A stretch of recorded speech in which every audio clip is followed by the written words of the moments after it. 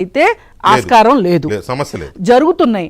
కాకపోతే ఈ జరుగుతున్న వాటిని మనం అణగదొక్కాలి అన్నా, లేదు పారద్రోలాలి అన్నా, ఈ అరెస్ట్ చెయ్యాలి అన్నా రాజకీయ పార్టీలు, వ్యక్తులు, మేధావులు, అధ్యాపకులు, పిల్లల తల్లిదండ్రులు అందరూ ఒక చోట ఒక తాటి మీదకి వస్తేనే ఈ సమస్య పరిష్కారం అవుతుందండి.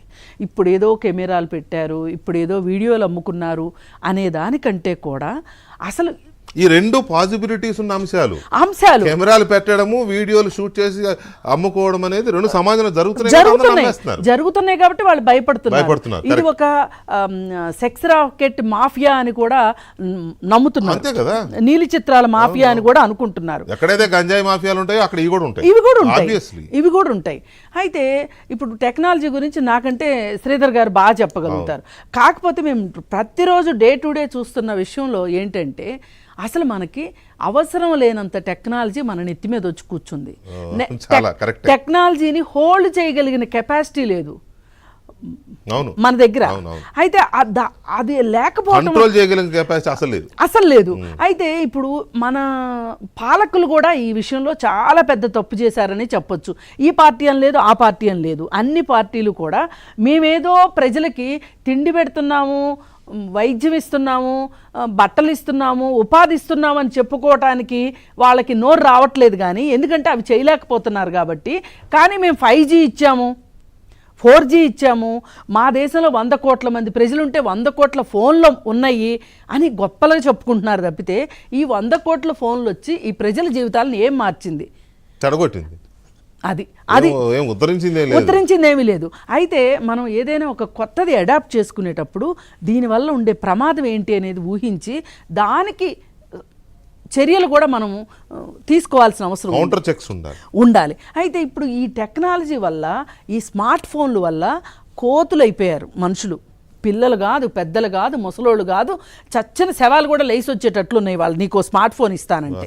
అయితే ఈ పరిస్థితుల్లో ఆంధ్రప్రదేశ్లో జరుగుతున్న దరిద్రం ఏంటి అంటే, ఇప్పుడు కొంతమంది కోపం వస్తుంది కానీ తిట్టేస్తున్నారు నన్ను, అయినా నేను వెనకడుగు వేయను. ఈ అసలే కోతులు అయిపోయారు కదా, ఈ కోతులు కొంచెం గంజాయి కూడా తాగుతున్నాయి.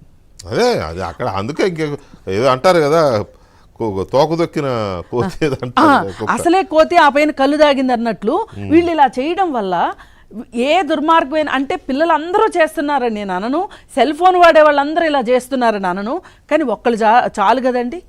ఏదో అంటారే తాజడ్డ కోతి వనం వల్ల చర్చిందని చెప్పి ఈ విధంగా ఇలా చేయడం వల్ల ఇలాంటిది పాసిబిలిటీ ఉంది. అయితే దీన్ని ఈ ఫోన్ వాడటము, గంజాయి తాగటమే కాకుండా ఇప్పుడు అక్కడ ఒక అమ్మాయి ఒక అబ్బాయి ఓయో రూమ్కి వెళ్ళారు అని చెప్పి ఒక వార్త. ఇతను వెళ్ళండి, చావండి, ఏమన్నా గంగలో దూకండి, దీనికి కారణం ఇది. అయితే అక్కడ అతను షూట్ చేసి పెట్టుకున్నది ఆ అమ్మాయికి చూపించి బ్లాక్మెయిల్ చేశాడు అన్నది ఇప్పుడు వార్త. అది ఇష్యూ. అయితే ఆ అమ్మాయిని బ్లాక్మెయిల్ చేసి ఆ అమ్మాయి చేతనే కెమెరాలు పెట్టించాడు అనేది ఇప్పుడు ఒక పెద్ద కథనం ఎవరైతే కారులో అని అనుకుంటున్నారు. సరే, ఆ అమ్మాయినైనా సరే ఈ విషయంలో అతను భయపెట్టి చేయించినా, ప్రేమతో చేయించినా, ఇష్టంతో చేయించినా ఆ అమ్మాయి చేసింది నేరం. ఆ నేరానికి ఆ అమ్మాయి శిక్ష అనుభవించాల్సిందే. అది అమ్మాయి లేదు, అబ్బాయి లేదు. ఒకవేళ చేసి ఉంటే ఒట్టి ప్రచారమా లేదా నిజంగా చేసి ఉంటే మట్టుకు, అంటే ఇప్పుడు చేస్తే గనకండి ఈ కేసును విచారించాలి, ఒక ఫైనల్ అవుట్పుట్ తీసుకురావాలి అని అధికారంలో ఉన్న వాళ్ళు అనుకుంటే గనక ఛేదించలేని విషయం అయితే కాదండి. చాలా సింపుల్. పైగా వీళ్ళేమి చెయ్యి తిరిగిన నేరస్తులు కూడా కాదు, ఆకతాయి మోక చిన్నపిల్లలు. అయితే పట్టుకోవచ్చు. ఇది పట్టుకుని బయటకు వచ్చిన రోజున అమ్మాయిలకైనా అబ్బాయిలకైనా ఒకటే రూలు. ఆడవాళ్ళకి ఏవో ప్రత్యేక చట్టాలు ఉన్నాయి కానీ ఇలాంటి నేరాలకు వేరే వాళ్ళ జీవితాన్ని అల్లరి చేసినప్పుడు చేసిన వాడు మగ ఆడ తేడా లేదు. అందుకని ఇప్పుడు మనం చెయ్యాల్సింది ఏంటంటే, ఈ ప్రభుత్వం ఒక నమ్మకాన్ని ఇవ్వాల్సింది ఏంటంటే, ఈ ఆడపిల్లలకి, ఈరోజు ఆడపిల్లలకు కావచ్చు, ఆడపిల్లల తల్లిదండ్రులకు కావచ్చు, అలాగే మగపిల్లలకు కూడా తెలియాల్సింది ఏంటంటే, ఇక్కడ ఎవరు నేరం చేసినా వాళ్ళని మేము బయటికి తీసుకొస్తాము, ఇలాంటి వాటి విషయంలో మేము చాలా సీరియస్గా ఉన్నాము అనే ఒక ఇండికేషన్ అయితే సమాజానికి ఇవ్వాల్సిన అవసరం ఇవాళ ఆంధ్రప్రదేశ్ ప్రభుత్వం మీద ఉంది. అది జరిగితేనే ఈ గందరగోళం అంతా ఆగుతుంది. కఠినంగా ప్రభుత్వం, పోలీసులు లేకపోతే వీటికి బ్రేక్ పడదు ఒకటి.